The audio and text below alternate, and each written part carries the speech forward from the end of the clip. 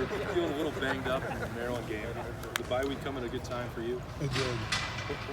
What were you dealing with there, and how are you feeling now? I mean, I feel like certain stuff just comes with it, you know, as the season goes along, you know, but I feel good now.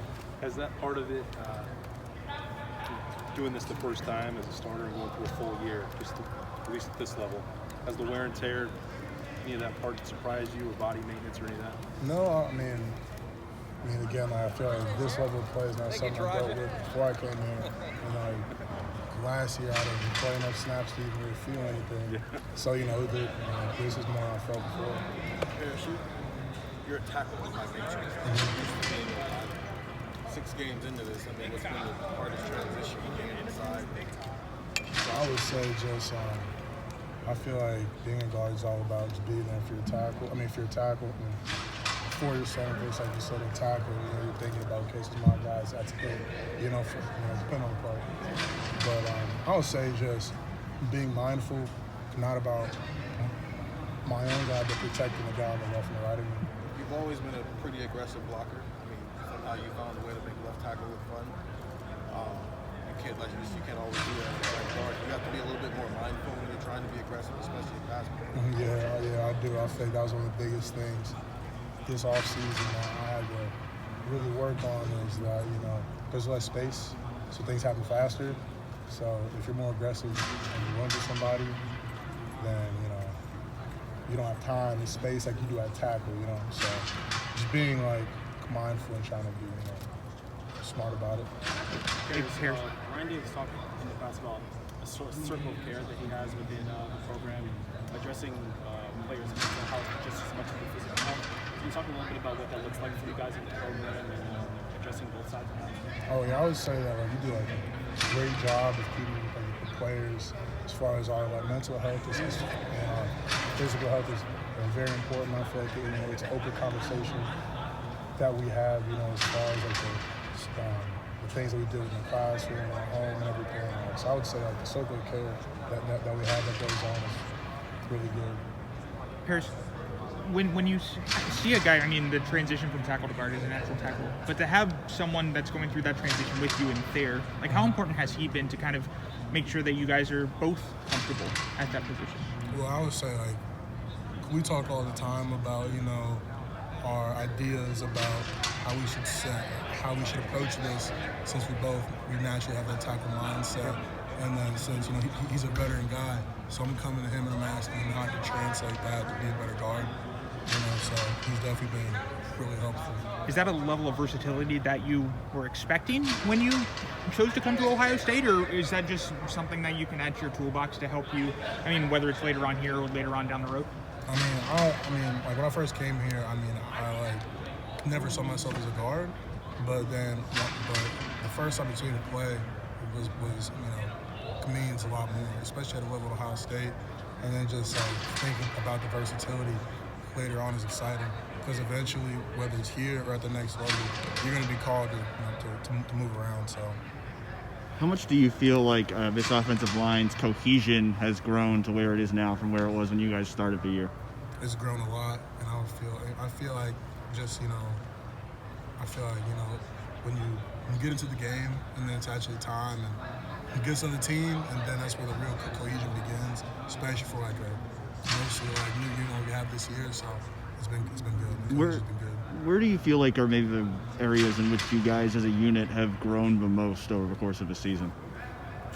I would say all around growth, for sure. And you guys at guard, I mean, you guys have had Matt Jones rotating in there with you. What's that been like, kind of having, you know, 3 guys playing at those 2 guard spots? I feel like it just shows the versatility that we have in the room. That guys can just jump around anywhere, and we can keep going. How much have you seen Matt improve over the course of this year? How much has he been pushing you guys? Oh yeah, Matt's been a leader in the room, and he's been working hard. He's been showing it every day in practice and the games. He's ready to go. Paris, with your tackle background, now you play guard, and knowing both the positions pretty well, you guys get into situations where you're passing a guy off to the tackle. How much easier is that for you, since you know both positions there, you know the give and the take? Yeah, I would say it definitely helps, because I know what he wants and how I can make it easier on him and for myself. So I would definitely say it makes the communication a lot easier between us. Was that one of the biggest transition pieces? Was instead of receiving that pass off, now you just I have to pass it off now. I'm the person that's initiated. Is that something? Was that maybe one of the harder things to grasp as far as making this transition, or was it just another part of what you needed? Well, I feel like the way that Coach Stuck prepares us, as soon as you get here, he prepares us for our position. But in fact, he always expects us to know what the next man's doing. So, I mean, I knew what the guard had to do, but now I just have to perform it. So it's just getting the physical reps. Paris, what are some of the things that general public may sort of overlook in terms of what you guys have to do to get ready mentally and physically before games? That's not just the same like X's and O's and things like that. What are some things that people may not think about that you guys have to deal with on a weekend basis? I would say just balancing the things in the classroom before the game, because again, that's the most important that we need to knock out before the game. So that just trying to balance everything out so we have our time to just relax our minds, focus, because as soon as it gets to the later part of the week, close to the game, the less it becomes so physical and the more it's mental, just knowing our assignments to the point where we don't think about it.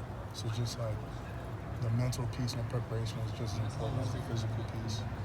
Harris, how would you rate this team right now in terms of preparation? Like you're just talking about the practice, the watching video, the paying attention to detail. How would you rate this team right now?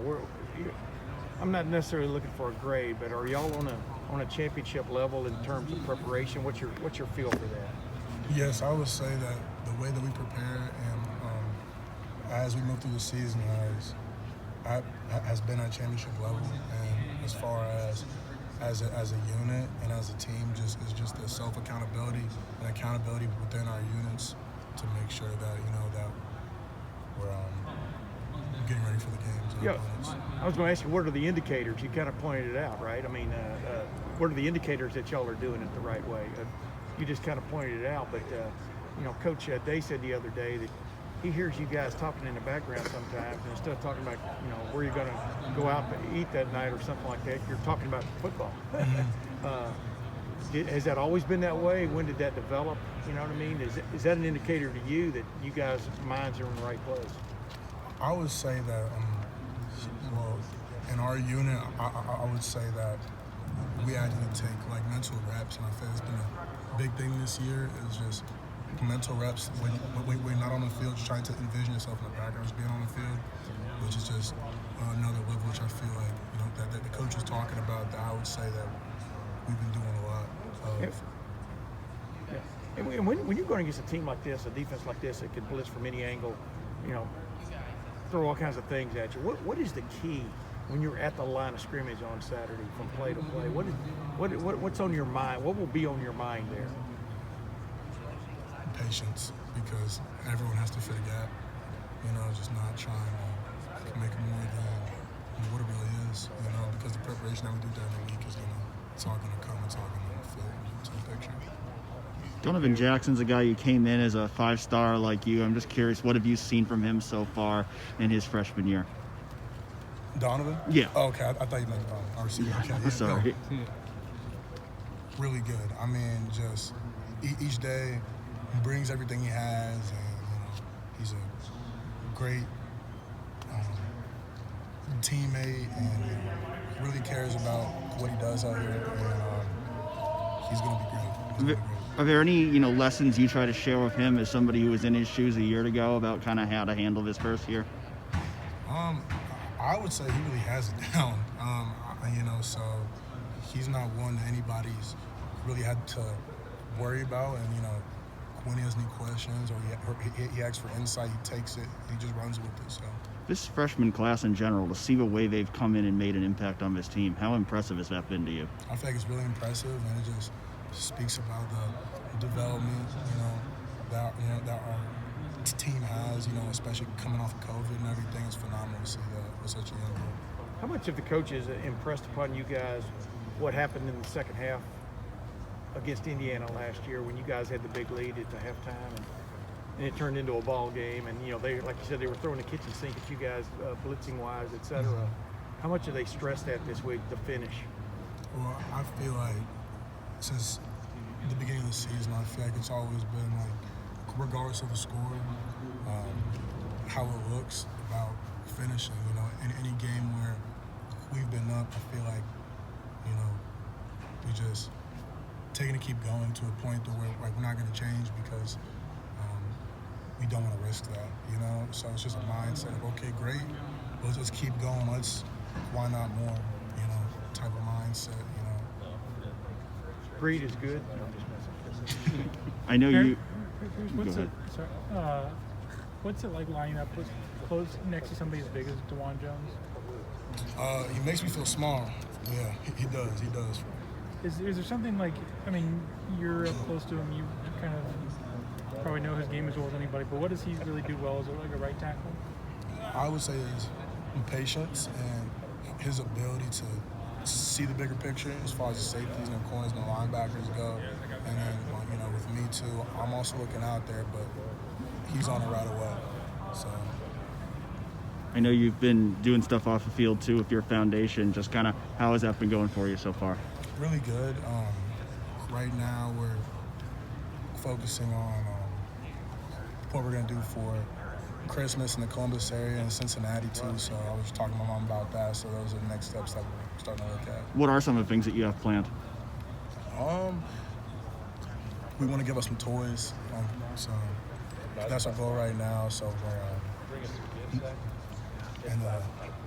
Miss is starting to talk about it right now, the process, how we're going to do that, how we're going to get the toys and the schools and the program, and the different schools and communities that we're going to donate them to. What are the ways that NIL has allowed you to grow that foundation so far and kind of take those efforts to the next level? Well, for me personally, I feel like it's helped because not every deal I do, I want to do for me. It's not about necessarily like the money. But I feel like there's certain deals where I find the value in terms of just being able to volunteer or just being able to supply food or groceries or clothes that we can give out to kids or to veterans or something like that because, you know, they have those resources. So it's honestly just been like phenomenal. It's been phenomenal to be able to use those resources for my foundation as well.